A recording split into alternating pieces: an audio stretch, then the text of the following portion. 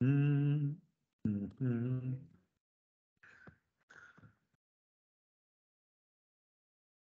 Sí ven, ¿no? Sí ven la diapositiva. A ver, confírmeme. ¿Cómo estás, Adriana? ¿Qué tal? Nadia, ¿qué tal? María Gracia, me imagino. ¿Qué tal? ¿Ven la diapositiva? ¿Me escuchan bien? Ya estoy grabando. Vamos a empezar, ¿ya? Mira, una consecuencia de las revoluciones industriales, de hecho, es la paz armada. El mismo nombre lo dice, paz armada. Un periodo donde las grandes potencias industriales están en paz, pero éstas se están preparando para la guerra. Y esta guerra no es otra que la Primera Guerra Mundial, ¿te acuerdas? Entonces, ¿qué es la paz armada? Simplemente el periodo donde las grandes potencias que han hecho la revolución industrial se están preparando para la guerra.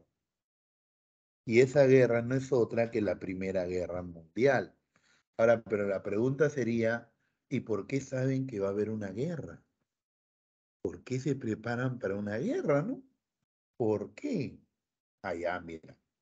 Una causa de hecho, a ver, pero antes de seguir, cronológicamente, se inicia en 1871 con la unificación de Alemania. Mira, 1871 con la unificación de Alemania y termina en 1914 con la Primera Guerra Mundial. Ya, si vamos a un marco cronológico. ¿Sí? Pero ahora volvamos a lo que le estaba diciendo. ¿Por qué estas potencias saben que va a haber una guerra y se están preparando para esa guerra? Se están preparando para esa guerra. ¿Cómo saben que va a haber una guerra? Ah, saben que va a haber una guerra. ¿Por qué? Por esto. Lucha imperialista. ¿Te acuerdas que la semana pasada definimos y te dije que no te olvides? Porque esa es clave para entender lo que pasa hasta ahora en el mundo. ¿Qué es lucha imperialista?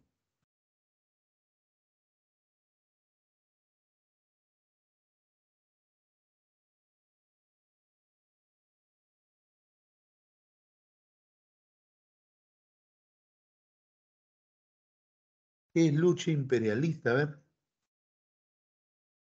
¿qué me pueden decir ahí? ¿Qué es lucha imperialista?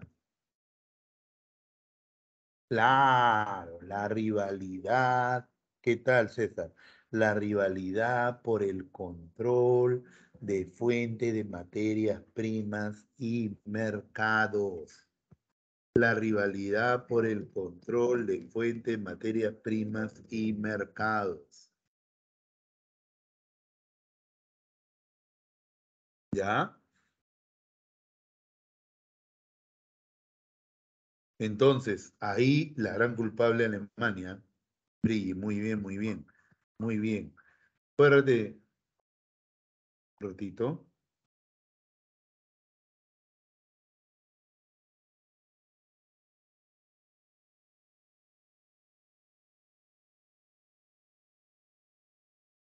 Mira, lo que pasa es esto. Del grupo de tres, Inglaterra, Francia y Alemania, la última que hizo revolución industrial fue Alemania. Pero también lo hizo Alemania, que en 10 años superó a Inglaterra. ¿En 10 años superó a Inglaterra? Sí, porque los productos alemanes eran de excelente calidad y encima baratos. El inglés era caro y encima malo. Pues obviamente la gente que va a empezar a consumir producto alemán, pues, barato y excelente calidad, ¿no? Entonces la industria alemana crece, gana mercados en el mundo. Pero esa industria alemana, ganar mercados en el mundo, ¿qué necesitaba? ¿Qué necesitaba? Necesitaba materias primas, necesitaba mercados. Entonces Alemania se lanza a conquistar colonias, ¿no? Porque acuérdate que la fuente de materias primas básicamente eran las colonias. Entonces, Pero lo malo que cuando Alemania se lanza a conquistar colonias, ya casi todo el mundo estaba repartido entre Inglaterra y Francia. Pero Alemania era tan fuerte que presionó para hacer un último reparto colonial en la historia, Carelli. Y ese reparto colonial, ¿dónde se va a hacer? En el Congreso Conferencia de Berlín. Ahí estas potencias se repartieron hasta el último kilómetro cuadrado de África. ¿Qué? Se repartieron África, se repartieron África. A su profe, ¿verdad? Sí, sí, se repartieron África, ¿ya? Y ahí Alemania obtuvo colonias como Camerún, Togo, pero no era suficiente. Alemania necesitaba más. Pero ya no había mundo que repartirse, ¿no, profe? No, no había mundo que repartirse. Entonces Francia e Inglaterra comienzan a chocar con Alemania. Alemania empieza a chocar más bien contra esto. ¿Por qué?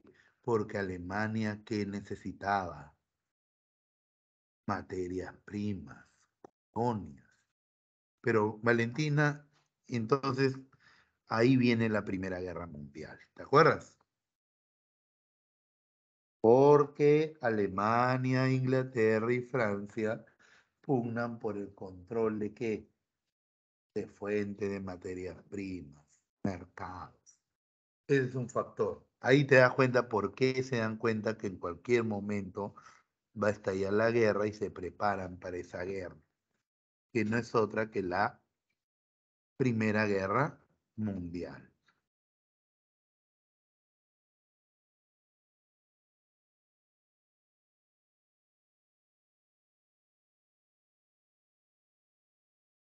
No es otra que la Primera Guerra Mundial, no es otra que la Primera Guerra Mundial. Ahora, otra causa, revanchismo francés. Hablamos la semana pasada. ¿Qué le quita Alemania a Francia? Para que los franceses queden picones y se preparen por una guerra con Alemania. Querían la guerra con Alemania. Alsacia. ¿Y qué más? Y Lorena. Alsacia y Lorena. Claro, Brie. Entonces, Francia, ¿para qué se preparó para la guerra?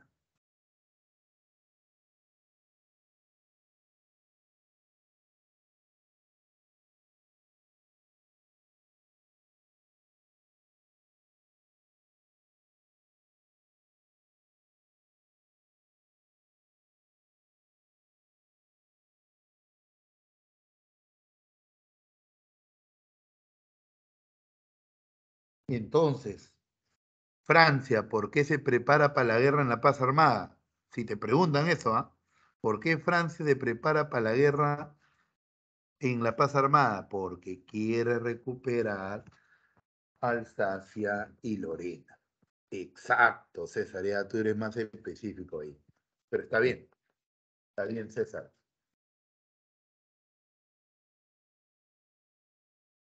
Ya, así fue la cosa. Claro, así fue la cosa, así fue la cosa. Carrera armamentista. Alemania aspiraba a ser la primera potencia del mundo.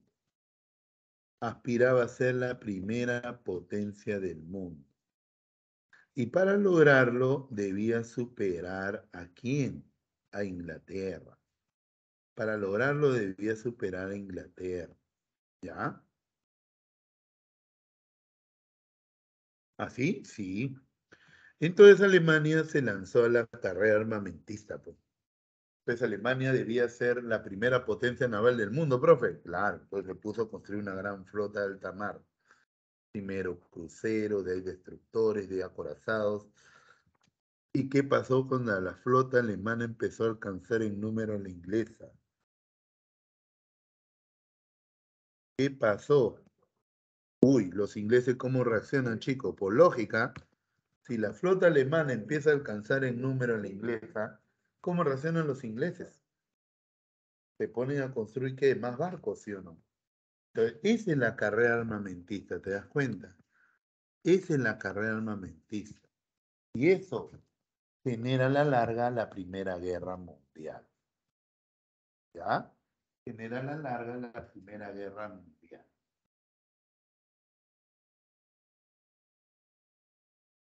Así fue la cosa, profe. Así fue la cosa. Y por último, la lucha por los Balcanes. ¿Qué potencias tenía el control de los Balcanes? Austria-Hungría. ¿Quién quería entrar a los Balcanes, chicos? Acá lo ves en esta caricatura. Este es Francisco José de Austria-Hungría. ¿Quién quiere entrar a los Balcanes? Rusia. ¿Y por qué? Porque si Rusia tenía acceso a los Balcanes, que tenía acceso a qué? Al mar Mediterráneo. Al mar Mediterráneo.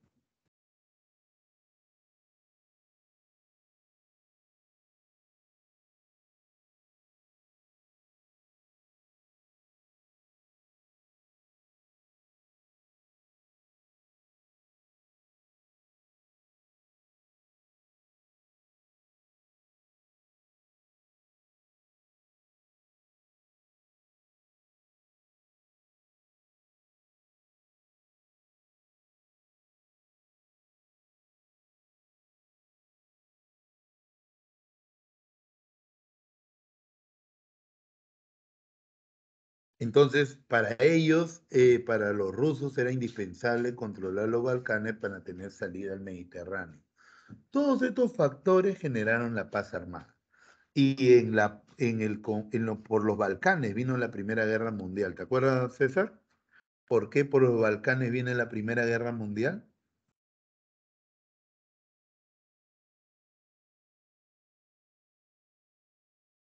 Porque mataron a un archiduque austriaco. Ah, muy bien, Adriana Abril, excelente. El magnicidio de Sarajevo, ¿te acuerdas? El asesinato del archiduque Francisco Fernando de Austria-Hungría. Entonces, ese asesinato que se encadenó la Primera Guerra Mundial. Claro, es la excusa, ya estaba todo listo, pero vino justamente, eh, que el asesinato del archiduque fue el pretexto, ¿no? Muy bien. Ahora, obviamente que estas potencias van a tratar de establecer un equilibrio, ¿ya? Un equilibrio, ¿ya? Y para eso van a formar alianzas. El primer bloque que se forma es la Triple Alianza. César, ¿te acuerdas otro nombre de la Triple Alianza? Bueno, yo he leído por ahí que el mismo servicio secreto austríaco ordenó el asesinato para tener un pretexto para iniciar la guerra contra Serbia. ¿Qué? O sea, ¿eso qué quiere decir? Que los mismos austríacos mataron al su archiduque, sí, porque querían la guerra. Querían la guerra, profe. Claro, querían la guerra. ¿Otro nombre de Triple Alianza? Resonó a reír, pues. En historia Alianza siempre pierde. Y perdió. Pero, pero, otro nombre es Imperio Central. Imperio Central. ¿Ya? Alemania, Austria-Hungría, Italia. Así, así. Y otro nombre, Triple Entente o Entente Cordiale. ¿Ya? Entente Cordiale. Lo que pasa es esto, mira. Cuando nace la Triple Entente, no nace con ese nombre, nace con el nombre de Entente Cordiale. Entendimiento cordial entre Inglaterra y Francia. Esos son los primeros que se unen, ¿ah? Inglaterra y Francia. Pero en plena o año después se le une Rusia. Y cuando Rusia se une, a grupo, ¿cómo empezaron a llamarlo? Triple Entente. ¿Ya? Y así fue conocido como la Triple Entente. Pero no olvidara cómo nace como el Entente Cordiale, Francia, Inglaterra. Cuando se une Rusia, Triple Entente. Estos dos bloques se forman en la paz armada. Y estos dos bloques se van a enfrentar en la Primera Guerra Mundial. Ya se van a enfrentar en la Primera Guerra Mundial.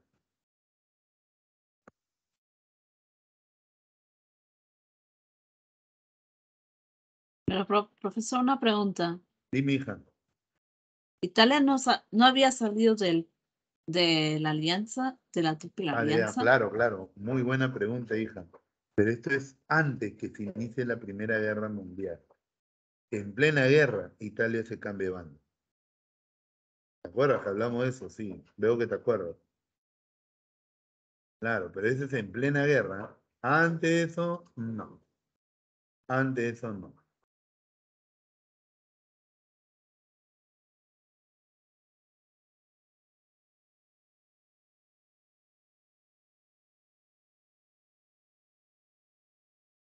Ahora, pero en términos culturales, a este periodo, ¿cómo se le llama? ¿Cómo se le llama?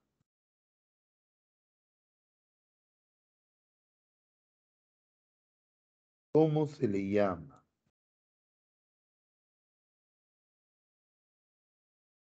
¿Cómo se le llama? Belle Époque. ¿Por qué un periodo donde todos se preparan para matarse? ¿Por qué un periodo todos se preparan para matarse? ¿Por qué se le llama Edad Bella?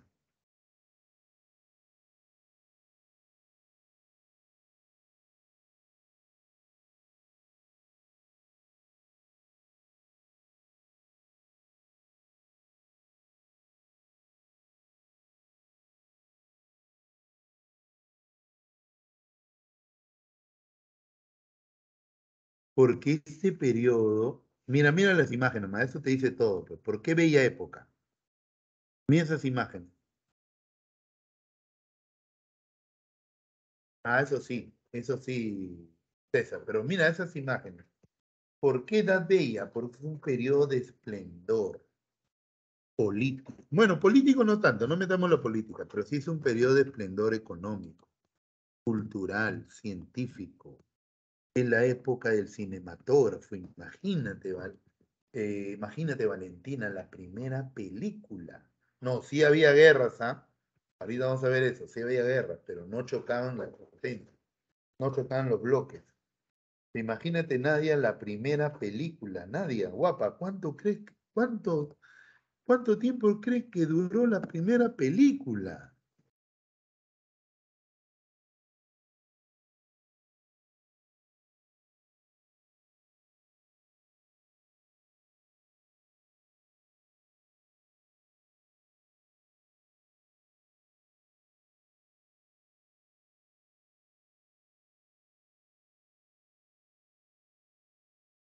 45 segundos.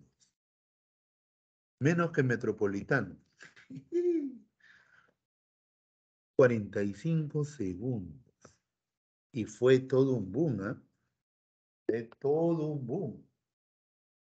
La gente, no, la primera película, sin sonido, nada, pero la gente, oh, extasiada.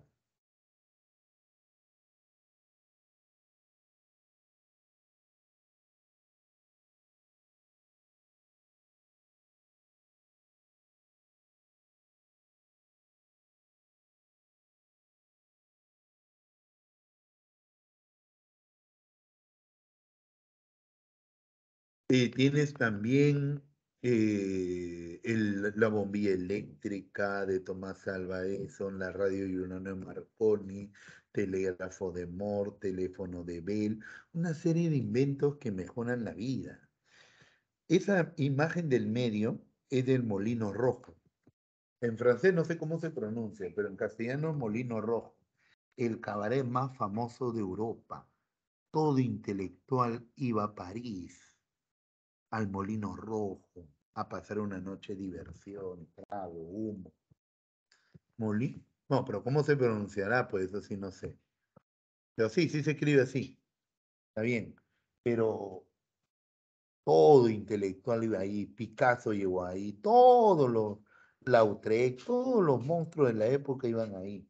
Y cualquiera, todo el que quería pasar una buena tarde, una buena noche, una buena amanecida, iba al Molino Rojo, donde había espectáculos, ¿no? Mira, mujeres, ¿ah? Mujeres iban, no creas que era como los nightclubs de ahora, no, no, no, no, no. Era un cabaret, diversión para hombres y mujeres. ¿Y cuándo murió el sueño? ¿Cuándo murió el sueño? Cuando se inicia la Primera Guerra Mundial. Cuando se inicia la Primera Guerra Mundial, ahí muere el sueño. ¿Por qué? Porque la guerra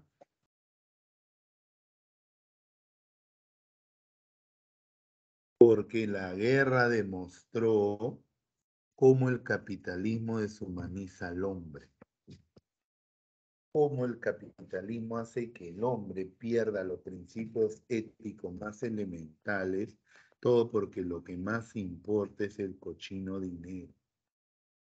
Profe, parece comunista, no, pero te estoy hablando de verdad. Para esto no les interesa si la gente se muere, cuántos mueren, no importa, la cosa es ganar, la cosa es ganar. Esa es la deshumanización que trae el capitalismo, ¿ya? Y eso, por eso el nombre nace en plena Primera Guerra Mundial, porque esos soldados franceses que vivieron la Primera Guerra, en 1915 dice que comenzaban a decir, oh, ¿por qué no vuelve la Edad Bella? Donde todo era felicidad, progreso, y no la muerte, la destrucción, la masacre que ellos estaban viviendo, ¿no? ¿Te das cuenta, no? Entonces por eso dicen, oh, ¿por qué no vuelve la Edad Bella? ¿Por qué no vuelve la Edad Bella? ¿Ya? ¿Por qué no vuelve esa edad donde todo era felicidad, todo era progreso, armonía, desarrollo?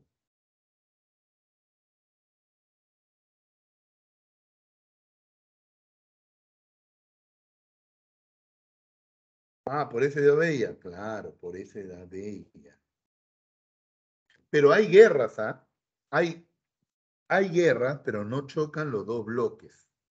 Porque cuando chocan los bloques, ¿eso qué es? Primera Guerra Mundial. ¿Ya? Pero una guerra recordada, porque ahí ves cómo era el imperialismo, cómo es el imperialismo en realidad, porque eso no ha cambiado. La guerra del opio. ¿No sabes que China fue obligada por Inglaterra a abrir sus puertos al comercio internacional? Los chinos no querían.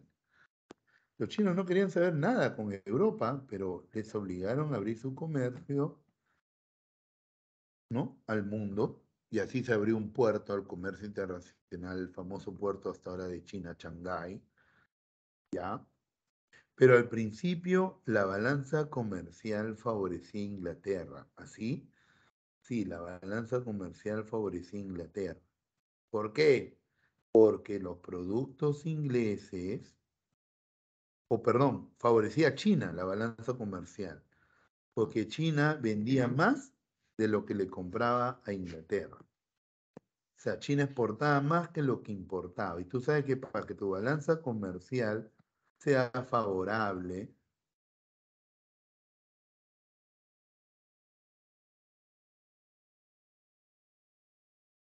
tienes que exportar más, pues vender más y comprar menos. Es lo que pasaría en tu bolsillo, ¿no? Si Valentina gana 1.000 soles y gasta 500 al mes, su balanza comercial es favorable, pues, porque está ahorrando 500. Ah, ya. Ese balanza comercial favorable, exacto. Ese es balanza comercial favorable.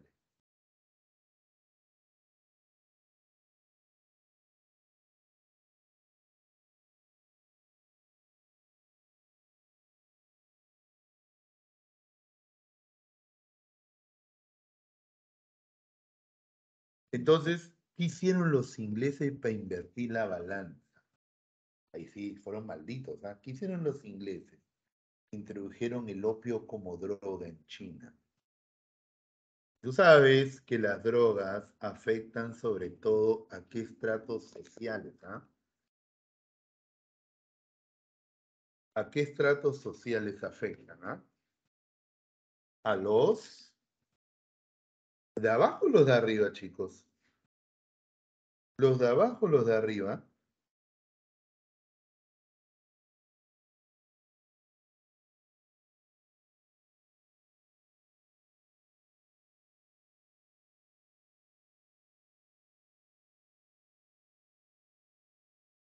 No, los de arriba, Brila.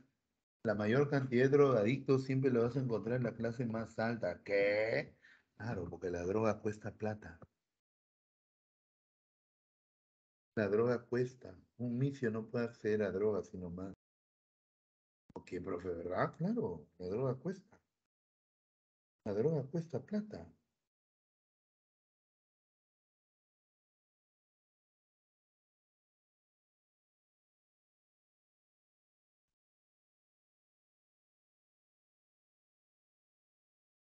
Entonces, ¿quiénes comenzaron a volar?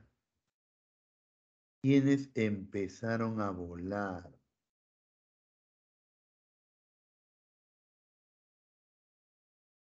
Los mandarines, como es esa imagen. ¿Te acuerdas que en China, que era un mandarín, era aquel funcionario especialmente educado para dirigir el Estado chino? Para dirigir el Estado chino, ¿ya? Ellos comenzaron a volar. En vez de atender sus obligaciones, ¿qué comenzaron a hacer? A volar. En los fumaderos más paraban, como ves esa imagen. Es obvio que eso perjudicó a la administración del Estado chino. Entonces el emperador de China se dio cuenta, este opio maldito está malogrando todo, ¿no? Dijo, lo voy a prohibir, lo prohibió. Entonces, Inglaterra, lo prohibió, decomisó el opio inglés que está en el puerto de Nankín y, eh, ¿y qué más? Lo mandó a tirar al mar. Dice que Inglaterra reclamó por su droga, eso sí, bien loco, qué loco. Y reclamó por su droga, sí. Y como China se negó a indemnizar a Inglaterra, hizo Inglaterra, le declara la guerra a China, la derrota y lo obliga a, a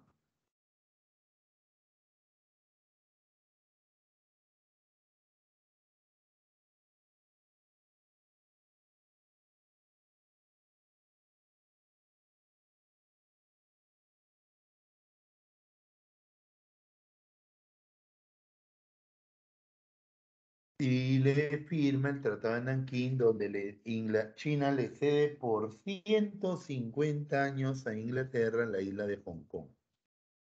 ¿Ya? Y además le da el monopolio y la venta del opio en China. Es el único que podía vender droga en China en Inglaterra. Obvio, ¿quién quedó desprestigiado acá? El emperador. El emperador. Ya, entonces, ¿qué va a pasar? En China nace un movimiento nacionalista xenófobo que odiaba a Inglaterra y Francia. Y ese movimiento nacionalista xenófobo, ¿qué nombre va a recibir? Boxers. Boxer, boxer, los boxers. Así, y ese va a ser el movimiento de los boxers.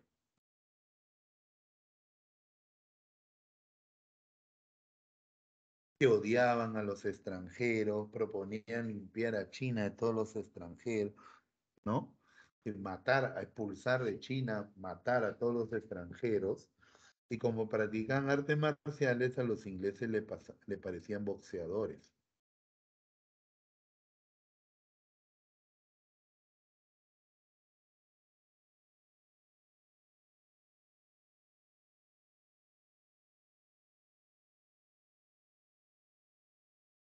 Y un día los boxers se rebelaron, pues.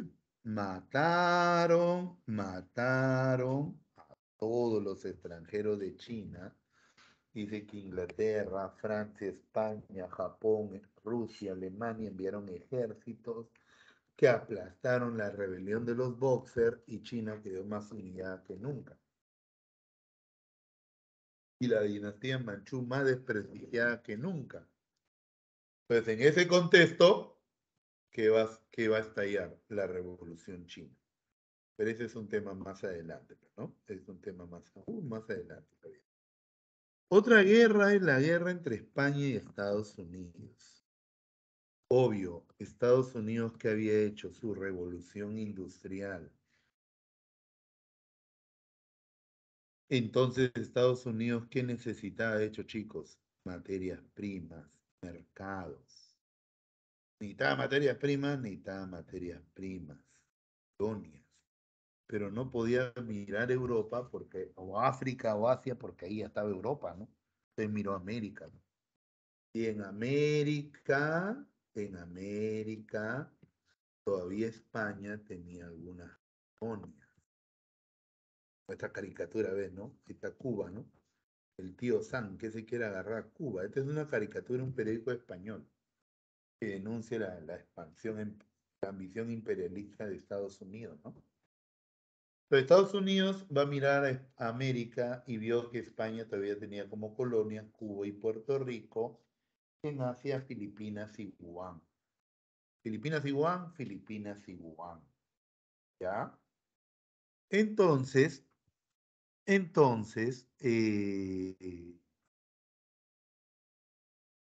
Estados Unidos va a buscar.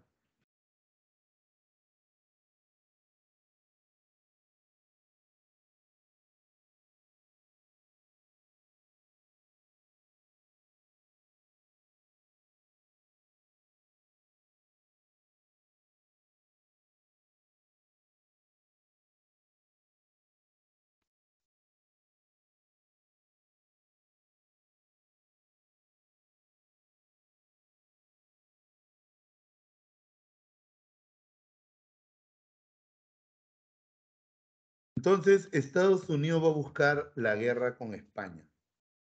Y Estados Unidos siempre ha sido experto fabricándose guerras, ¿no? Y el pretexto es la explosión del acorazado Maine. Un acorazado norteamericano que está en la bahía de La Habana, Cuba, y explotó.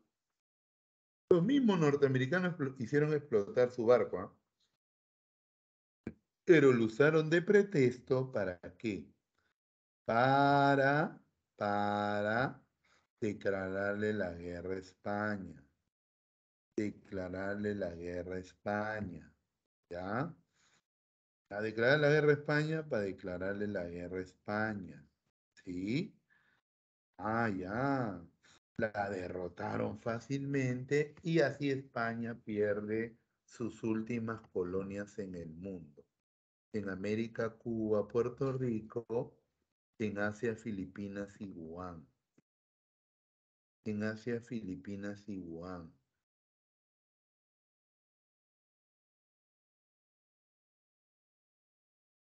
Ajá.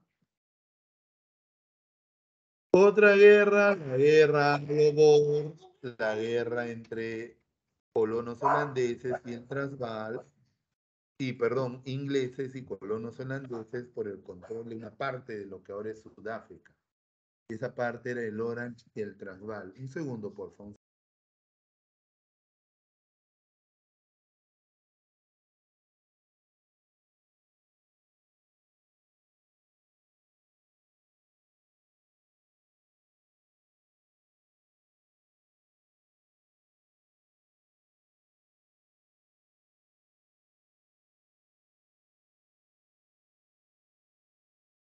Entonces, esta guerra fue por la ambición inglesa, 100% por la ambición inglesa. ¿Por qué? Porque Inglaterra ambicionaba estos territorios colonizados por holandeses. ¿Y por qué? Pues hasta ahora, ¿por qué rica Sudáfrica, chicos? Clase de geografía. ¿Por qué rica Sudáfrica?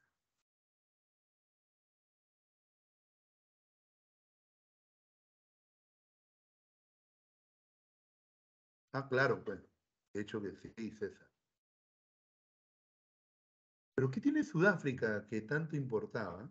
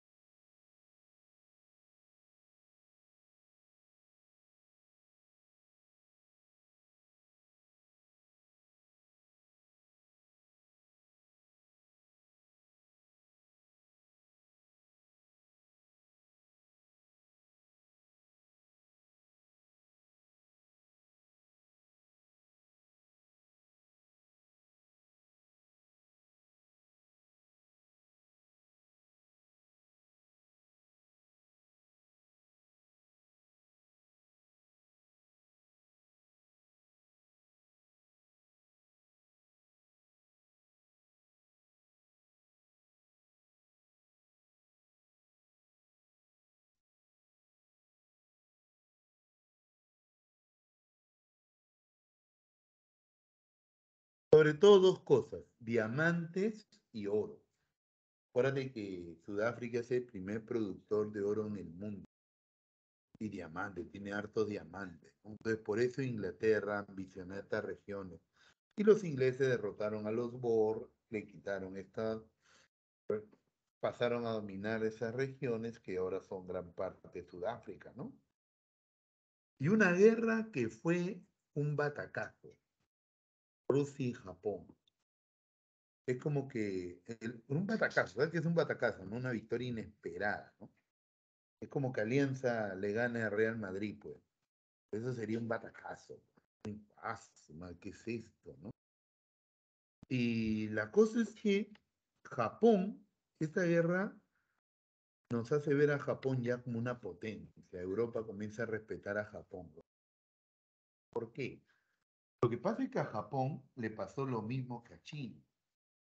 A la fuerza lo obligaron a abrir sus puertos al comercio internacional. ¿Y, profe? Sí, a la fuerza. Entonces, eh, ¿qué va a pasar? Mira, escúchame, ¿ah? Eh, al revés de China, cuando Japón es obligado a abrir sus puertos al comercio, el desprestigiado no es el emperador, sino los samuráis, los señores feudales en Japón. Lo que pasa es que Japón vivía como Francia siglo XII, una nobleza feudal guerrera, ya, y un rey débil, un emperador débil, ¿no?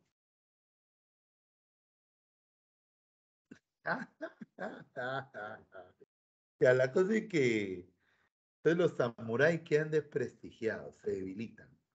Entonces, un emperador japonés que se llama Mutsuhito, que está caricaturizado acá, inicia un proceso que se le conoce como la era Meiji, la era Daimyo, la era Meiji. ¿Qué es la era Meiji?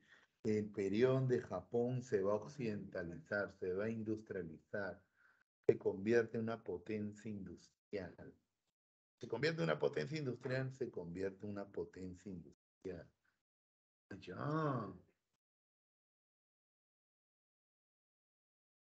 Japón pasa a ser una potencia industrial. Así,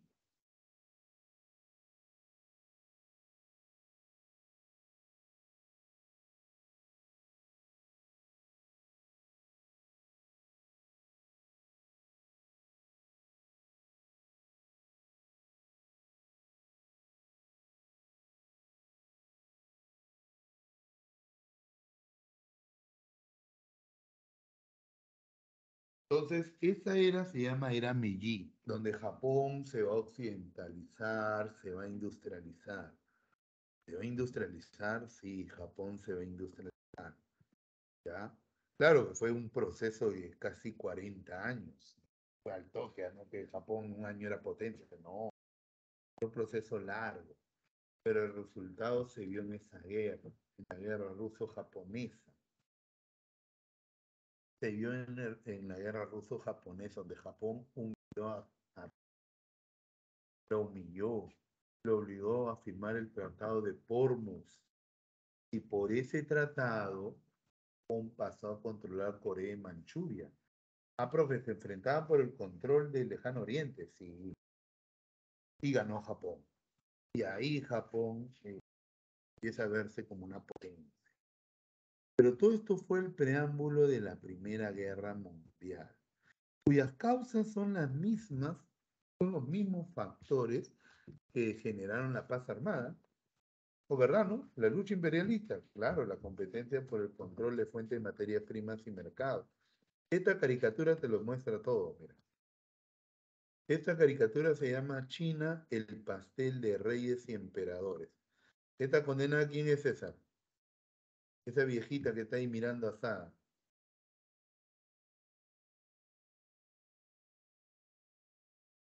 ¿Quién es esa?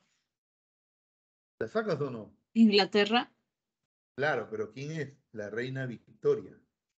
Este individuo que también está mirando es asado, ¿no? Se miran asado, mira.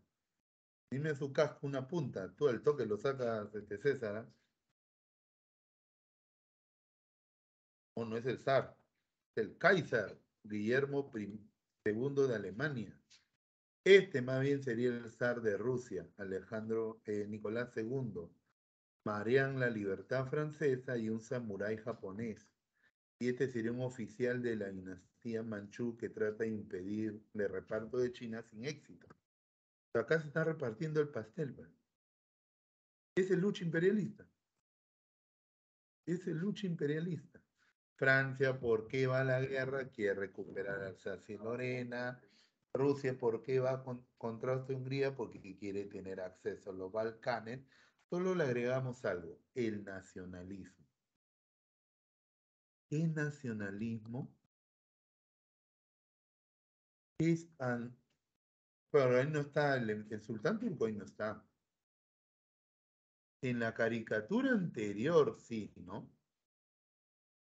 En la caricatura anterior de la paz armada, este sí es el sultán Mehmet. Este, que no puede hacer nada contra Rusia y Hungría, que se están pugnando los despojos del imperio turco de Europa Oriental, ¿no? Oriental. Pero acá es diferente.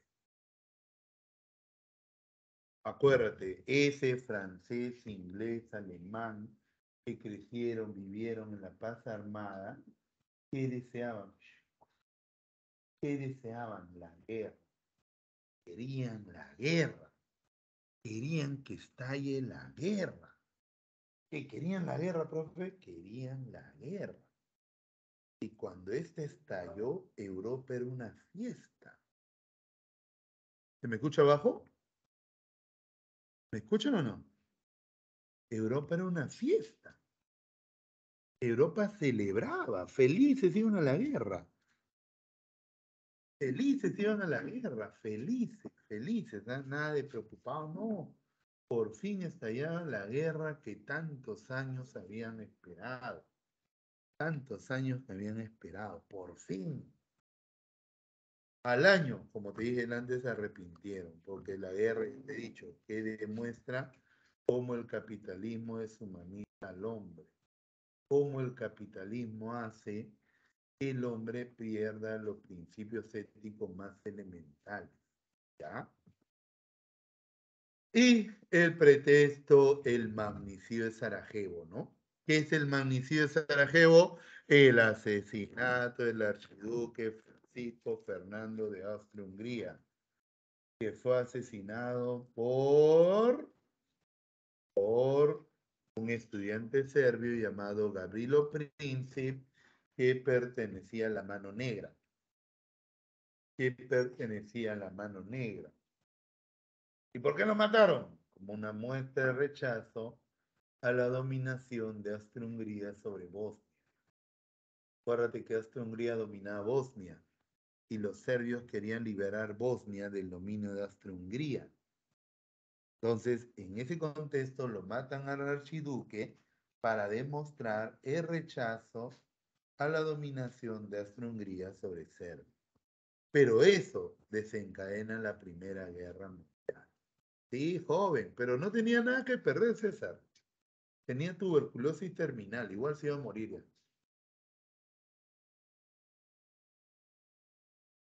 Igual se iba a morir, entonces no tenía nada que perder. Nada que perder, nada que perder. Normal, podía morir. Y murió, y murió. Fue poco tiempo, ¿no? Pero este asesinato generó la Primera Guerra Mundial. Ahora, como estaba diciéndome una chica me preguntaba, ¿no? Profe, Italia no es claro. Lo que pasa es que en plena Primera Guerra Mundial, cuando se inicia la guerra, Alemania y Austria-Hungría entran, Francia, Rusia e Inglaterra entran, Italia se proclama neutral. ¿Así? Sí. Pero al año siguiente Italia se pasa al otro lado. ¿Y traidor? Sí. ¿Pero te acuerdas por qué se pasa al otro lado? César se acordaba y lo puso, ¿no? A ver, ¿por qué se pasa al otro lado?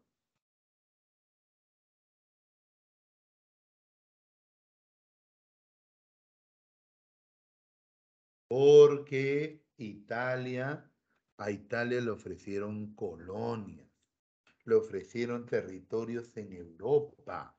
Lo que pasa es que Italia, que le reclamaba a Austria-Hungría dos regiones, Trentino y Trieste, y le reclamaba Trentino y Trieste, le reclamaba Trentino y Trieste. Le reclamaba Trentino y Trieste.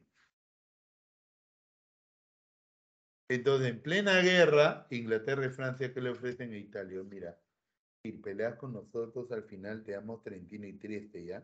Italia se emociona, ¿de verdad? Sí, sí, sí. Y te damos todas las colonias que Alemania tiene en África. Sí, sí, te damos todas las colonias que Alemania tiene en África. Italia hizo, pues, ya, pues, agarró, se declara la guerra Alemania-Hungría, entra en la Primera Guerra Mundial. Italia está en el bando de los vencedores de la Primera Guerra Mundial.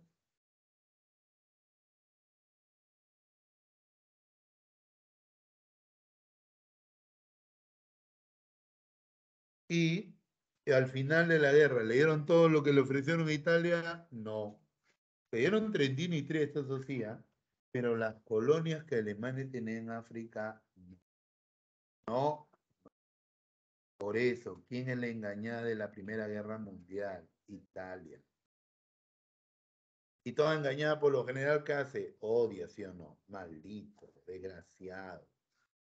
Entonces, en Italia nace un movimiento ultranacionalista que odió a Inglaterra, odió a Francia, quería reivindicar a Italia los abusos de Inglaterra y Francia. ¿Cómo se llama ese movimiento, César?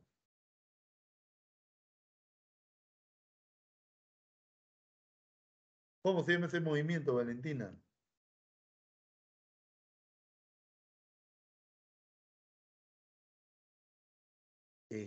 Muy bien, Renzo, muy bien. Eso no es otra cosa que el fascismo. El fascismo, profe. El fascismo. ¿Ya? Muy bien, Brilli. El fascismo. Claro. Magno, muy bien. Ahora, ¿quiénes entran a la Triple Alianza? Bulgaria y el Imperio Turco. Y, profe, la Triple Entente, Inglaterra, Francia, Rusia, pero el que entra de mayor peso, aparte de Italia, es de hecho Estados Unidos. Y Estados Unidos rompió el equilibrio, porque hasta 1917, final del 17, había un equilibrio, ni Alemania sola, porque Austria-Hungría era un estorbo en realidad, Bulgaria no apoyaba mucho, Turquía tampoco, entonces Alemania sola no podía derrotar a Rusia, Inglaterra, Francia, Italia, ni esos cuatro podían derrotar a Alemania. Ni esos cuatro podían derrotar a Alemania, ni esos cuatro podían derrotar a Alemania. Entonces,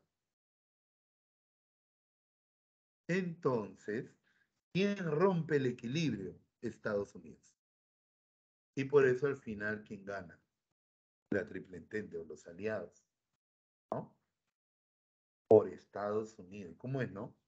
Con la Primera Guerra Mundial, Estados Unidos se convirtió en la primera potencia de Europa. Del mundo, perdón. Y con la Segunda Guerra Mundial se convirtió en superpotencia. ¿Y eso por qué se debe, Andrew? Ahí estabas, Andrew, creo que no habías asistido hoy día. ¿Eso qué se debía?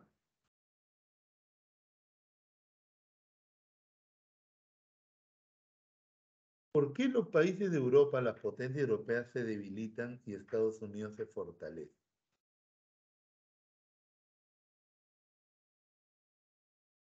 Porque Estados Unidos le vendía armas a Europa.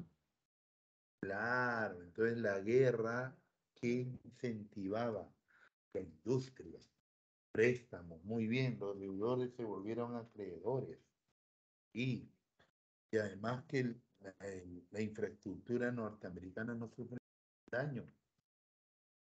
Las bombas no cayeron sobre Estados Unidos, ni en la Primera ni en la Segunda Guerra Mundial. Profe, Hawái, ya, pero me refiero a Estados Unidos continental, si quiere decirlo así. De repente César que ha leído me va a decir, profe, pero un submarino japonés emergió por las costas de San Francisco, si mal no recuerdo, con su cañoncito de 88 milímetros comenzó a disparar. 17, 18 cañonazos. Lo malo que todas las bombas cayeron en un bosque, así que no pasó nada. Lo único, ¿ah? Después no. Pues nada, nada, nada. Entonces eso favoreció.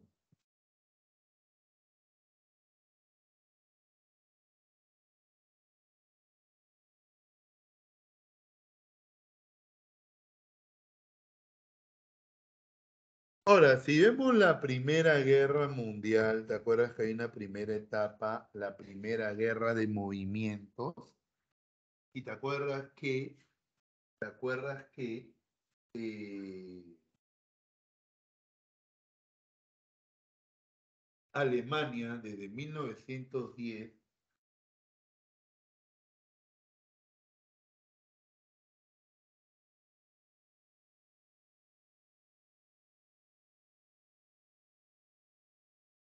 ya tenía todo listo para la guerra, pero Alemania, ¿y cuál era la guerra? ¿Cuál era el plan alemán? El plan Schlieffen. ¿Te acuerdas qué decía el plan Schlieffen? ¿Qué decía el plan Schlieffen? Mira, como Alemania peleara una guerra en dos frentes contra Inglaterra, a ver, voy a agrandar, ¿ya? Contra Francia e Inglaterra en el oeste y en el este contra Rusia. En ese tiempo Rusia tenía frontera con Alemania, ahora ya no, ¿no? En ese tiempo sí. Entonces, el plan Schlieffen, ¿qué decía? Como los rusos iban a ser lentos en movilizarse, había que cederles inclusive Prusia Oriental, esta parte de Alemania, y establecer una sólida línea defensiva contra los rusos, y mientras contenías a los rusos, lanzabas todo lo que tenía contra Francia e Inglaterra.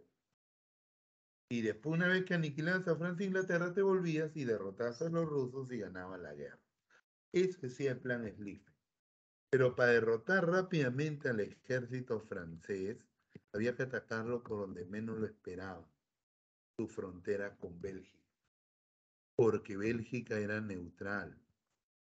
Supone que Bélgica era un país neutral, no tenía nada que ver. Exacto. Esa es la idea de Renzo. Y eso es lo que hicieron los alemanes. A los alemanes invadieron Bélgica, atravesaron Bélgica, invadieron Francia. ¿Ya? Y se dirigen a la capital, París. Y los alemanes llegaron a 92 kilómetros de París, tan cerca que hasta el gobierno francés consideró que París estaba perdida. Ya fue, ya perdimos París ya, y abandonó París. Y cuando parecía que nada salvaba a Francia, Nada salvaba a Francia, ¿ya? O a París, perdón. Un general francés llamado Joffre ordenó de súbito parar la retirada y ordenó una contraofensiva, con tanto éxito que la derrota inicial en que se convirtió victoria. Y es por eso que esa batalla, ¿cómo se le conoce? La primera batalla de Marne, o también llamado el milagro de Marne. ¿Ya? Pero mientras eso pasaba en Europa Occidental, en el Oriental ocurrió lo que habían calculado los alemanes. Los rusos invadieron Prusia Oriental.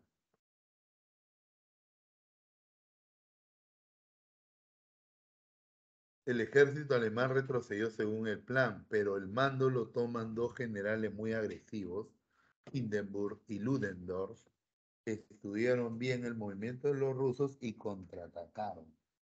Con tanto éxito que derrotaron a los rusos en la batalla de Tannenberg y la batalla de los lagos Masurianos. Ya, la batalla de los lagos Masurianos, la batalla de los lagos Masurianos. Y tras esas batallas termina la primera etapa. Y se inicia la etapa más sangrienta de la guerra. La guerra de posiciones o trincheras. Una guerra que era más de 1000 kilómetros. Una línea que se extendía desde Bélgica hasta la frontera entre Francia y Suiza. Han visto, me imagino, la última película de Netflix, ¿no? ¿Cómo se llama? ¿Cómo se llama? Sin novedad en el frente. ¿Han visto? César lo habrá visto, ya. Sin novedad en el frente.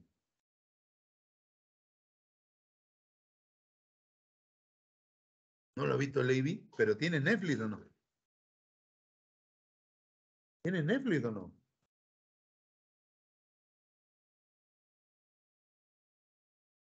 Ah, no, ya, pues ya fue ya. Si no tiene Netflix, no. Porque no está en el cine, es Netflix. ¿No sabe usar Netflix? Chuña, qué misterio, no sé. Bueno, esa película es muy buena, está bien hechecita. ¿Para qué? Bien hechecita, sin novedad en el frente.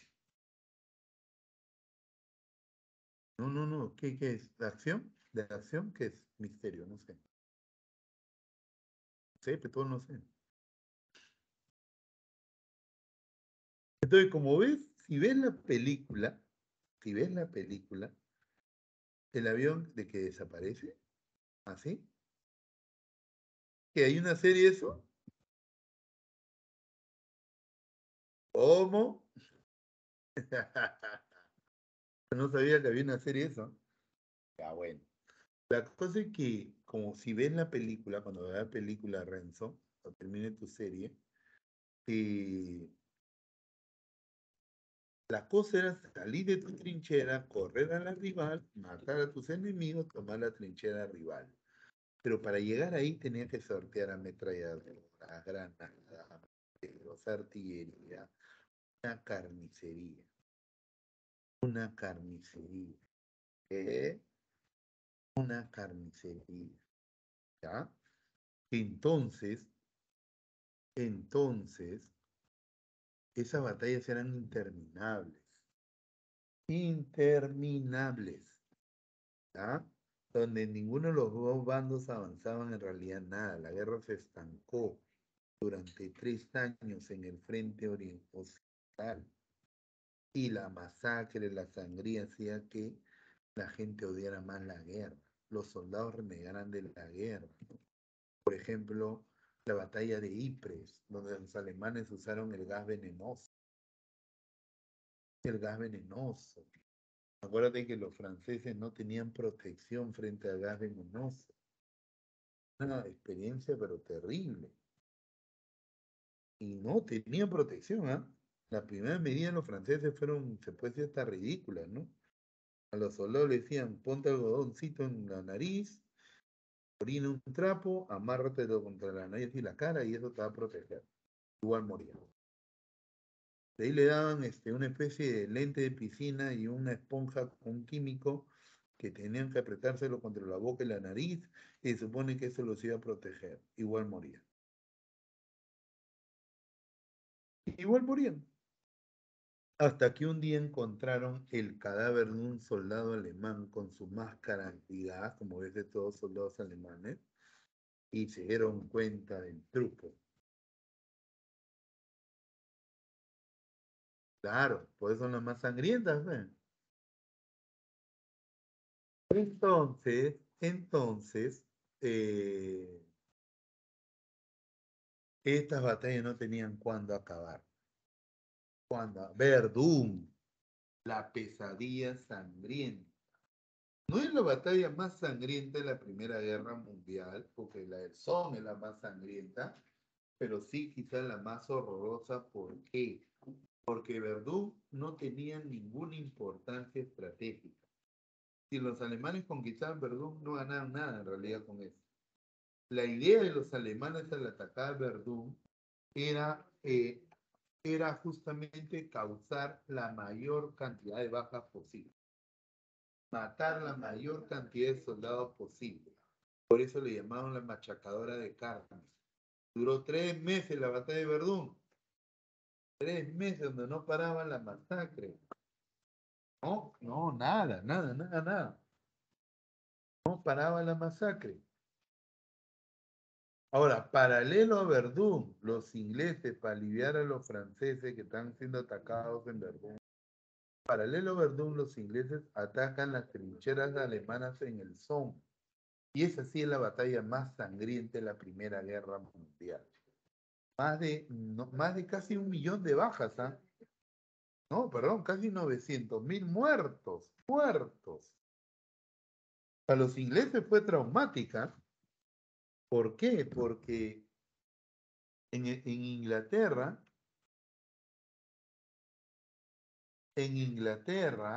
no había servicio militar obligatorio. ¿Qué pasó con César? Entonces era voluntario. Entonces César y sus amiguitos decían, hoy vamos a la guerra, vamos, todos felices, ¿ah? Se inscribían en el mismo cuartel, iban a la misma división, iban al mismo frente, todos salían el mismo día y todos morían. ¿Qué? Todos morían.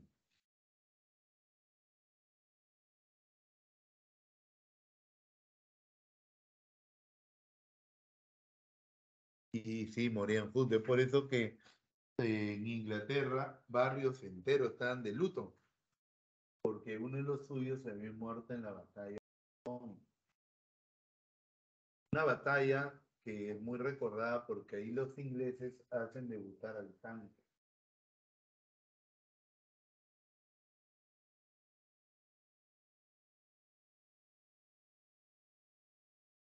Hacen debutar al tanque, debuta el tanque. El tanque era un artilugio creado por los ingleses para poder cruzar la trinchera.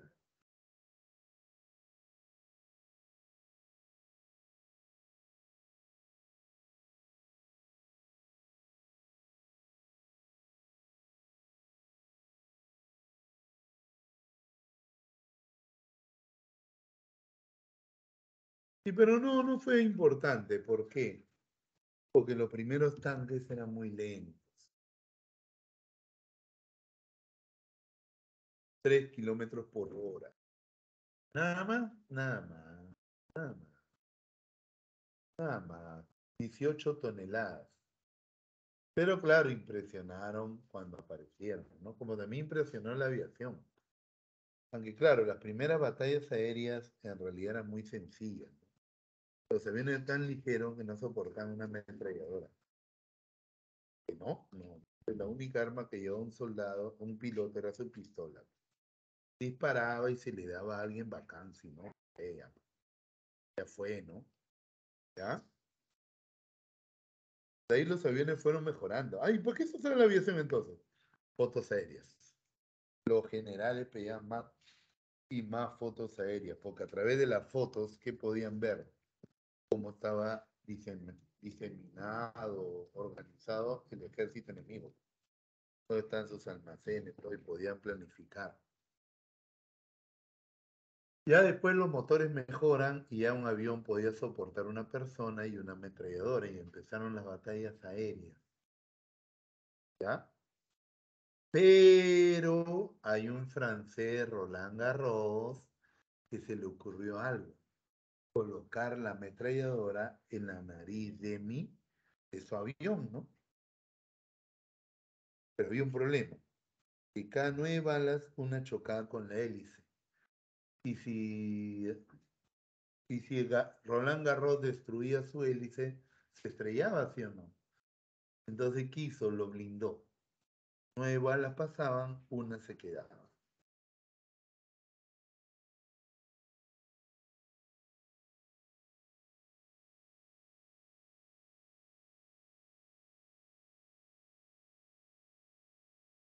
Entonces, una rebotaba y 9 pasaban, ¿no? Y así Roland Garros tuvo éxitos impresionantes, ¿ah? Uy, todo el mundo comenzó a decir, oye, ese piloto, hasta que un día Roland Garros tuvo que aterrizar en territorio controlado por los alemanes.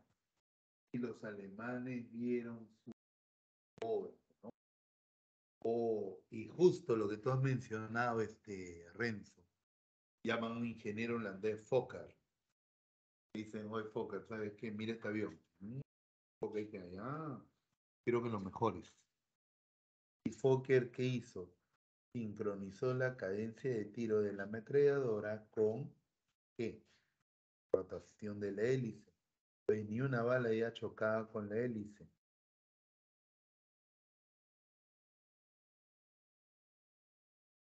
Entonces ya no es necesario blindar las hélices. No, el avión era más ligero, más rápido, y ahí tienen la ventaja los alemanes. Ahí se copian los franceses, pero te estoy hablando de esto porque sí, quiero que te des cuenta de algo. La guerra, ¿qué aceleró? ¿El desarrollo de qué? Me dan unos segundos, ¿eh? ¿Aceleró el desarrollo de qué?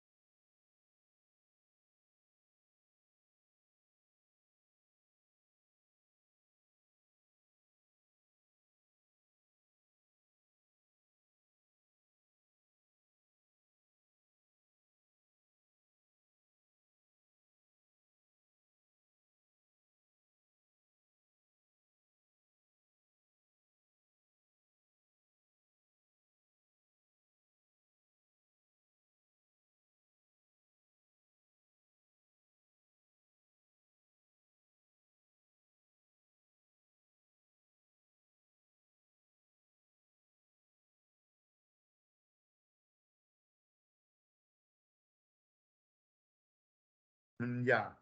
A ver, no, un ratito me fui al baño, disculpen, no aguantaba ya. El uno. Chavo había tomado. Ya, escúcheme.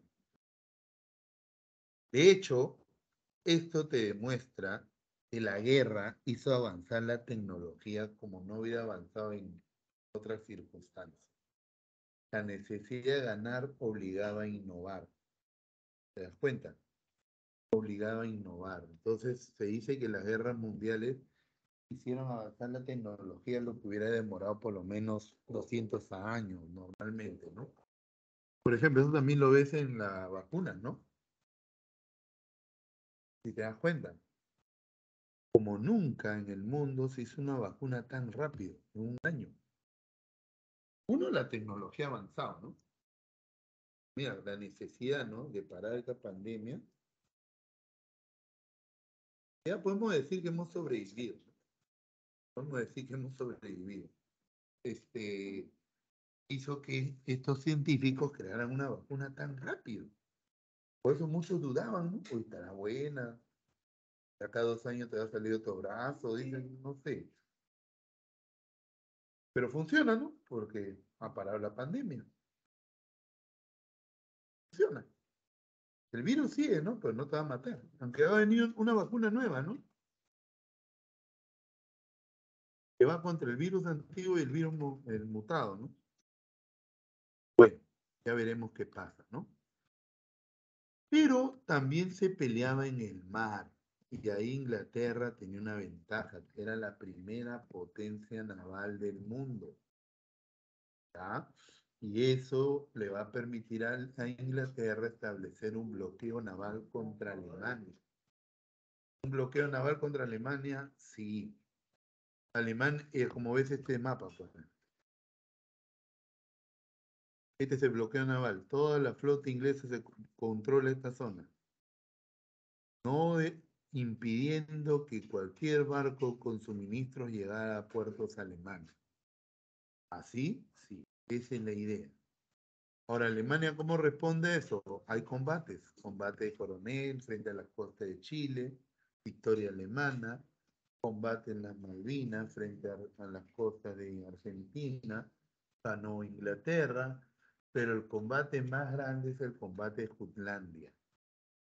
99 barcos alemanes contra 162 barcos ingleses. ¿Quién ganó?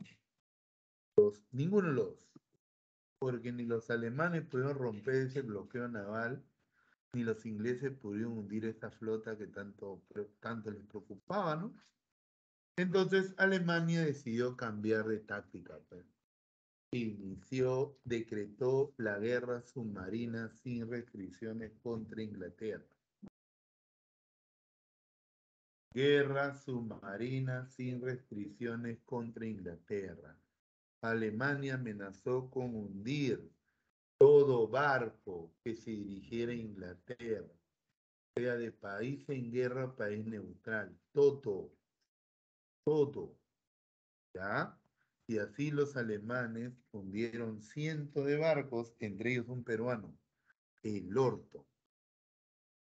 Este barco peruano pasaba por las costas de España, un submarino alemán lo va a torpedear, lo hundió, Perú reclamó, y como no nos hicieron caso, ¿qué pasó? ¿Qué pasó? Perú rompió relaciones diplomáticas con Alemania y le confiscamos sus barcos que estaban en puertos peruanos. Y al final de la guerra perdimos un barquito, ganamos como 6, porque ninguno se lo volvimos a Alemania. ¿Qué? Todo quedó como pago de reparación de guerra. Y cosa, es una de las pocas veces que Perú gana, se aprovecha de algo, ¿eh? Sí, sabes, mayormente hemos sido siempre el amigo leal. Pero el barco más famoso que hunden los alemanes es el Lusitania, este transatlántico de pasajeros inglés. Mueren más de 1000 civiles, entre ellos 128 norteamericanos.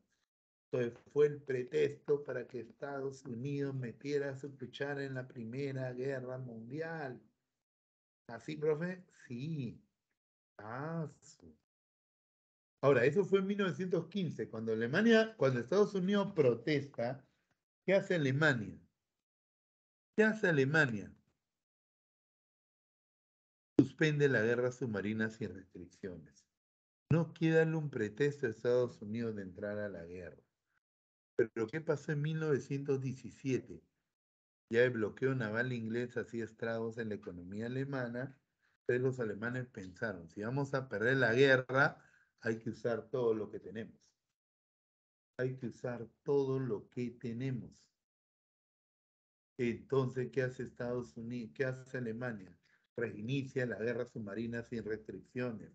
Y recién ahí Estados Unidos le declara la guerra a Alemania. ¿Por qué? Pues Lusitania no, es un pretexto lejano. En realidad, el pretexto directo es el telegrama Zimmermann. ¿Verdad?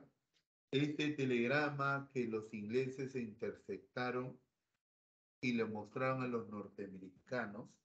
Y en ese telegrama, Alemania, ¿qué le ofrecía a México? Ayuda militar y financiera para que le declare la guerra a Estados Unidos. La idea era entretener a Estados Unidos con una guerra en América. Entretener a Estados Unidos con una guerra en América. ¿Sí? Claro, esa era la idea. Pero los norteamericanos usaron eso para declarar la guerra de frente a Estados Unidos, a Alemania. Pero, profe, ese es pretexto, ¿no? Sí. ¿Cuál es la causa? La guerra submarina que afectaba. Date cuenta, la guerra submarina que afectaba la economía de Estados Unidos. ¿Por qué? Porque los mercantes norteamericanos eran hundidos en alta mar por los submarinos alemanes. Por eso ponía en peligro la economía de Estados Unidos. Entonces, ¿por qué Estados Unidos entra a la guerra? Para defender sus intereses económicos, para defender la libre navegación en el Atlántico.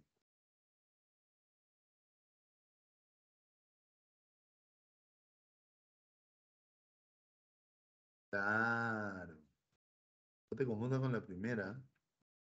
Y en 1918, ¿qué ocurre? Ese de acá que está acá, dice este profe, es Wilson, presidente de Estados Unidos, Wilson, que es célebre porque él presenta los 14 puntos de Wilson para la paz en el mundo.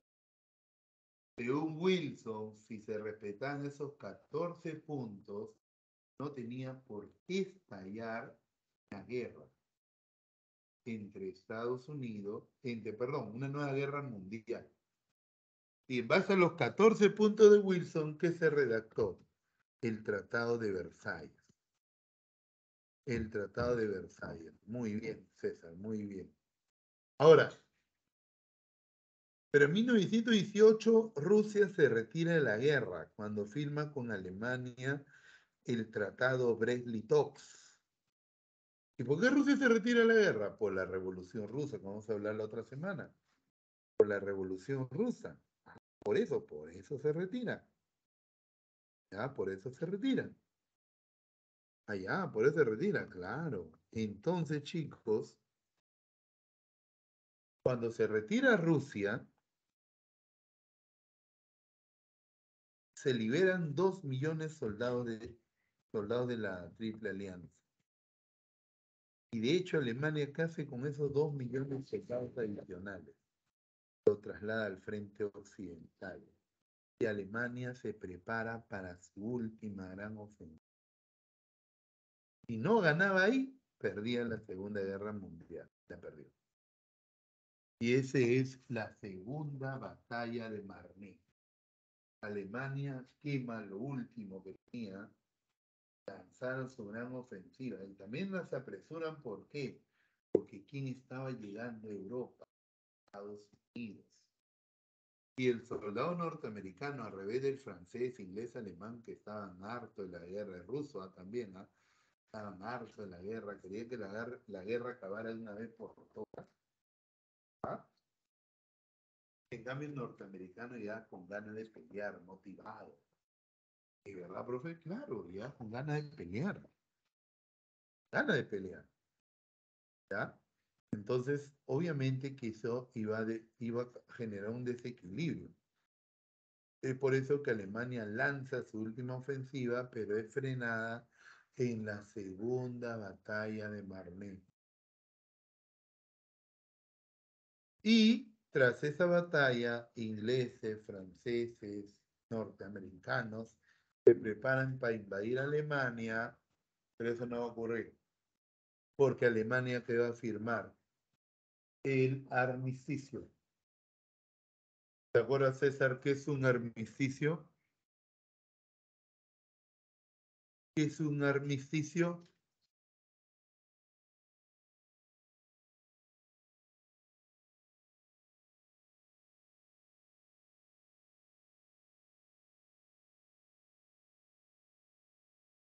Armisticio no es perdón, ¿ah?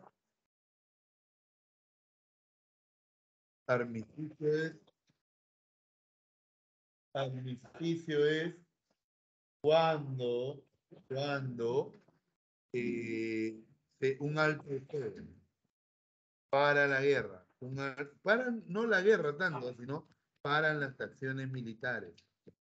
Para las acciones militares. Uy, ¿qué pasó? Ah, para las acciones militares, claro. Para las acciones militares. Se salió, ¿no? A ver, ratito. Y el alto al fuego se estableció para las 11 horas del día 11 del mes 11 de 1918, ¿no? Ahí se estableció el alto al fuego, ¿ya? Y recién al año siguiente que se firma el Tratado de Versalles. Voy a repetir, se redactó en base a qué? A los 14 puntos de Wilson para la paz en el mundo. Según Wilson, ¿te acuerdas? Te dije, si se respetaba esos puntos, no tenía por qué haber una nueva guerra mundial. Y según Wilson, ¿qué es lo que había que hacer? Debilitar a Alemania. Por ahí empezó mal todo. Debilitar a Alemania para que no vuelva a ser un peligro para Europa. Es por eso que se establece la desmilitarización de Alemania. Alemania queda prohibida de tener ejército, marina ni aviación. No puede, no puede. Alemania perdió territorio, lo más sensible, Alsacia y Lorena. Pero también Bélgica le quita Malmedy y Eupen, Dinamarca el norte de Slesvig, Polonia, mira todo lo que le dan a Polonia de Alemania, parte Silesia, Posen, Pomerania, el corredor polaco para que Polonia tenga salida al mar. ¿Y todo eso le dan a Polonia? Sí. Y Alemania debía pagar reparaciones de guerra. Reparaciones de guerra, reparaciones. Y la suma que le ponen a Alemania era simplemente impagable. Para el momento impagable.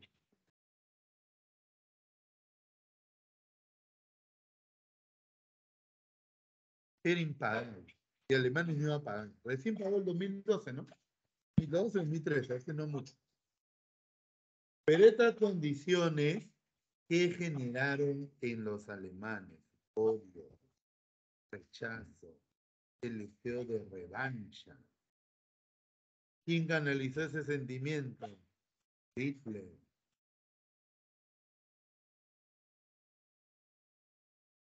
Ah, y eso genera la Segunda Guerra Mundial. ¿Ya? Se creó la Liga o Sociedad de Naciones.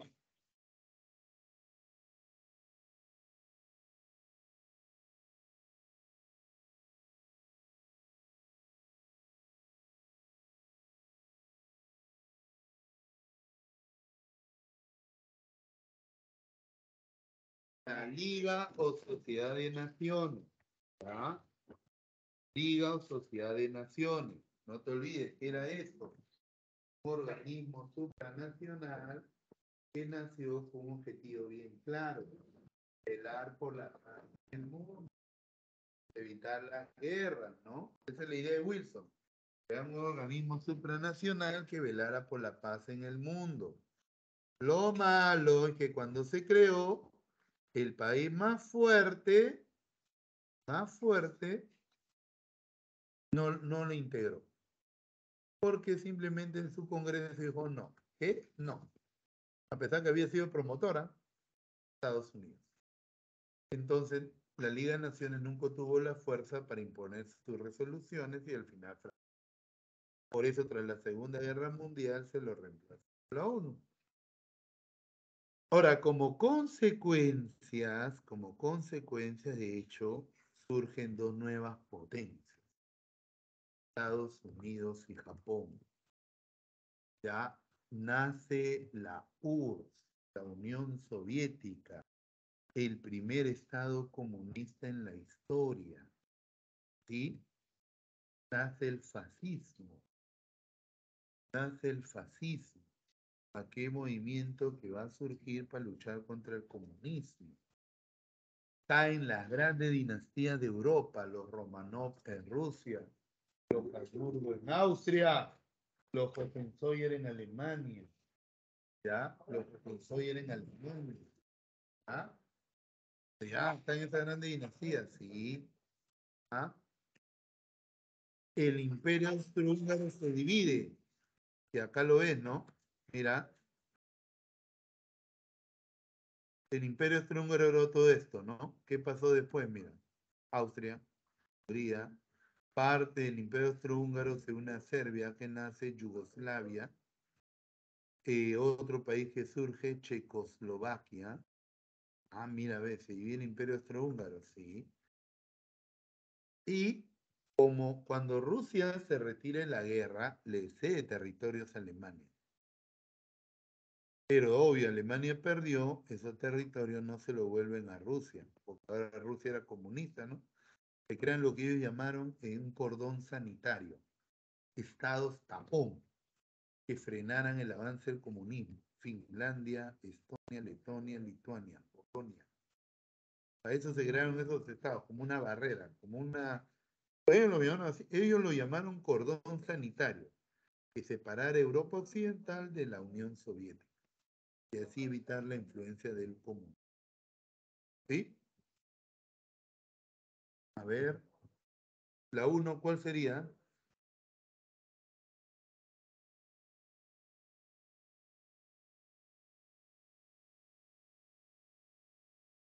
Claro, ahí surge el fascismo. La otra semana vamos a hablar de eso. Porque la otra semana vamos a hablar de Revolución Mexicana y Revolución Rusa, y la otra hablamos tras de 29, fascismo, la Guerra Civil Española, siempre. Claro. ¿Cuál sería la 1? La 1 sería la D, ¿no? La 1 sería la D, ¿no? La 2 se pregunta de San Marcos. ¿Cuál sería la clave? ¿Cuál sería la clave? La B, ¿no? ¿2 la B? La 3.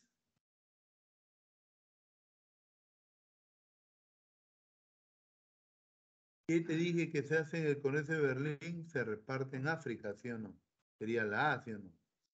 Y la 4, la A también, ¿no? 4, la A. 5. A ver, ¿cuál es la 5? ¿La A o la B, César?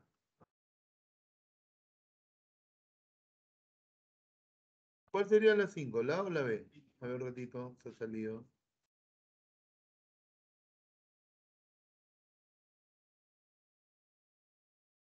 Esa pregunta no vamos, ¿ya? ¿O no?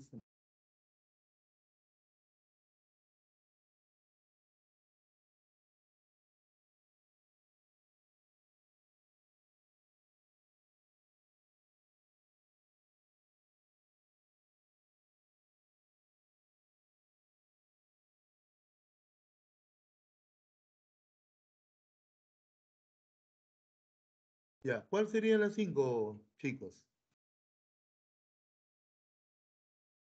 ¿A o B? Y con eso me despido. ¿A o B?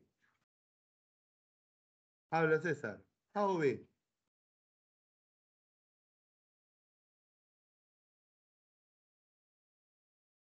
¿La B, sí o no? Bien, ya sabía que no iba a caer. Muy bien. Nos vemos la otra semana. Chicos, cuídense mucho. Un abrazo. Chaufa.